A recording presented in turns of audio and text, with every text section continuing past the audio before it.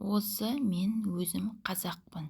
Қазақты жақсы көрем бе, жек көрем бе? Егер жақсы көрсем, қылықтарын қостасам керек еді.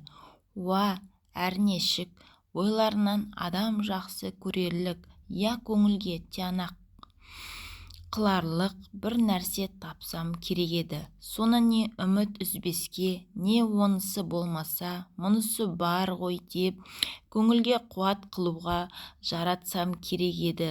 Ондайым жоқ. Егер жек көрсем, сөйлеспесем, мәжілістес, сырлас, кеңестес болмас керек еді. Тобына бармай, не қылды, не болды демей жату керек еді.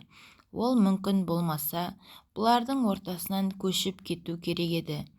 Бұларды жөндеймін деуге, жөнделер, үйренер деген үмітім де жоқ. Бұлардың бірі де жоқ. Бұл қалай? Бұл айтқанның бәрін тұтпай болмас еді. Мен өзім тірі болсам да, анық тірі де емеспін. Әншейін осылардың ызасынан ба, өзіме өзім ыза болғаннан ба, яки бөтен себептен бе еш білмеймін. Сыртым сау болса да, ішім өлім қалыпты. Ашулансам ызалана алмаймын, күлсем қуана алмаймын.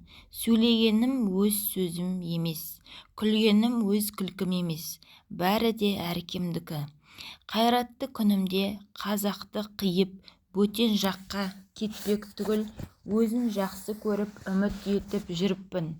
Қашан әбден біліп, үмітімді үзген кезде, өзге жаққа барып, жатты өз қылып, үйір боларлық қайрат жалын сөніп те қалған екен. Сол себептен бір жүрген қуыс кеудемін, тегінде ойлаймын. Бұда жақсы, өлер кезде әттеген-ай, сондай қызықтарым қалды-ау деп, қайғылы болмай, алдыңғы тілеу болмаса, артқа алаң болмай өлуге.